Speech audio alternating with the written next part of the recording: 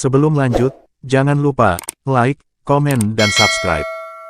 Legenda Sang Monster. Chapter 48, Tulang Naga Berlian.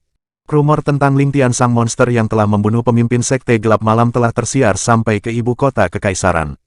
Beragam rumor terus menyebar ke seluruh penduduk. Ada yang mengatakan bahwa wajah Lingtian sangat tampan dan memiliki kekuatan yang sangat kuat. Ada yang mengatakan bahwa Lingtian keturunan dari binatang roh, dan ada juga yang mengatakan bahwa wajah Lingtian sangat jelek sehingga orang-orang menjulukinya Lingtian Sang Monster. Di sebuah ruangan yang cukup besar, wilayah Sekte Gelap Malam. Apa yang harus kita lakukan? Apakah kita harus membalaskan dendam pemimpin? Seorang tetua sekte bertanya pada yang lainnya. Kita tidak bisa melakukan apa-apa, sebab pemimpin saja telah terbunuh olehnya, apalagi hanya dengan kita yang sekarang. Kata seorang tetua berpakaian kuning. Aku sangat setuju denganmu. Lebih baik kita memilih pemimpin sekte yang baru agar sekte kita bisa bangkit kembali. Tetua lainnya berbicara. Baiklah. Mulai sekarang kita akan mengunci sekte selama beberapa tahun dan tidak mengizinkan siapapun untuk masuk. Sebab jika monster itu masih memiliki dendam terhadap sekte, mungkin kita semua akan binasa di tangannya. Ya, seperti itu akan lebih baik. Di aula istana yang sangat luas, wilayah Kekaisaran Jia. Yang mulia, aku telah mendengar rumor bahwa pemimpin Sekte Gelap Malam telah terbunuh di Kota Bulan Biru, dan yang membunuhnya adalah seorang pemuda yang berusia 16-17 tahun. Suara lelaki tua terdengar berbicara. Penasehat Qiu, mungkin rumor itu tidak benar dan hanya dibesar-besarkan oleh para penduduk. Seorang pria parubaya berkata kepada lelaki tua itu. Pria parubaya tersebut adalah Kaisar Jia yang bernama Jia Zuting, sedangkan lelaki tua itu adalah penasehat Kaisar yang bernama Qiu Zeming. Mungkin akan lebih baik jika kita menyuruh seseorang untuk mencari tahu kebenaran dari rumor tersebut. Yang mulia. Aku juga berpikiran sama sepertimu. Bila harus seperti itu, gunakan seorang mata-mata kekaisaran untuk menyelidikinya. Ayah, biar aku saja yang pergi ke Kota Bulan Biru untuk menyelidikinya. Aku sangat penasaran dengan segala rumor yang telah beredar sampai ke akademi, tentang pemuda yang dijuluki monster tersebut. Suara yang sangat lembut terdengar menyela pembicaraan dari kaisar dan penasehat. Dia adalah putri Kaisar Jia yang bernama Jia Siulan, murid paling jenius di Akademi Naga Azure, dan juga kecantikan tertinggi di ibu kota kekaisaran. Siwer, mungkin di sana akan terlalu berbahaya untukmu, apalagi jika ada mata-mata dari kekaisaran lain yang mengenalimu. Jia Zuting berkata dengan nada sedikit cemas. Yakinlah ayah, aku akan sangat berhati-hati, ucap Jia Siulan yang berusaha meyakinkan Jia Zuting.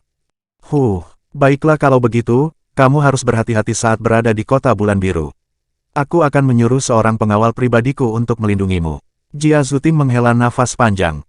Baiklah ayah. Besok aku akan segera berangkat ke Kota Bulan Biru. Area terdalam lembah obat. Teriakan kesakitan dari Lingtian terus bergema di dalam gua. Air mata dan keringatnya telah menetes bercampur dengan likuid pelangi. Proses penempaan tulang-tulangnya lebih menyakitkan dari yang sebelumnya, itu karena Lingtian sedang menempa tulang-tulangnya untuk menjadi tulang naga berlian. Energi sangat kuat yang berasal dari likuid pelangi terus menghancurkan seluruh tulang Lingtian dan kemudian memperbaikinya kembali. Tubuh Lingtian bergetar keras menahan sakitnya saat proses penempaan tulangnya terus berlanjut.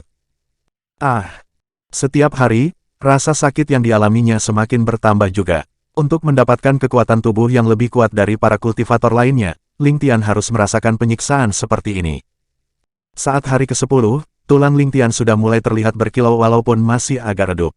Itu terus berlangsung sampai ketika hari ke-20, seluruh tulangnya telah berkilau indah sepenuhnya dan bersinar memancarkan aura yang sangat kuat.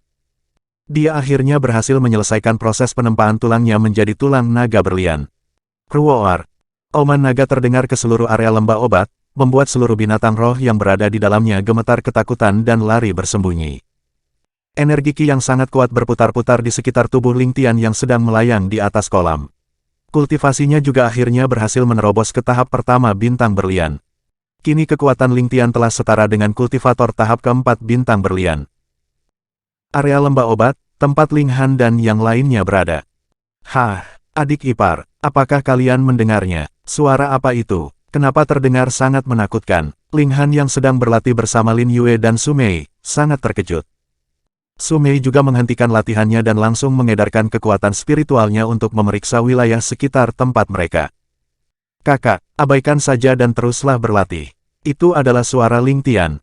Monster tersebut mungkin sedang berlatih juga, ucap Lin Yue yang masih terus melanjutkan latihannya dengan wajah memerah.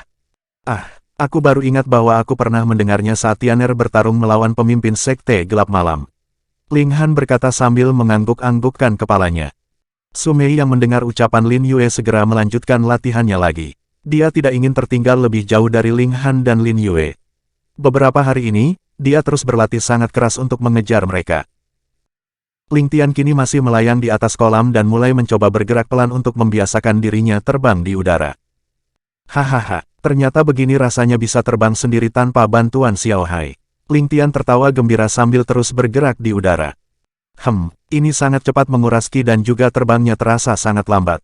Aku akan mencoba menggunakan langkah Dewa Naga untuk mempercepat gerakan terbangku. Ling Tian segera menggunakan teknik langkah Dewa Naga saat dia terbang. Usyah. Gerakan terbangnya seketika berubah menjadi sangat cepat. Dia melesat di dalam gua sambil terus mencoba membiasakan dirinya dengan kecepatannya tersebut. Beberapa saat kemudian, gerakan Ling Tian berhenti dan nafasnya terengah-engah.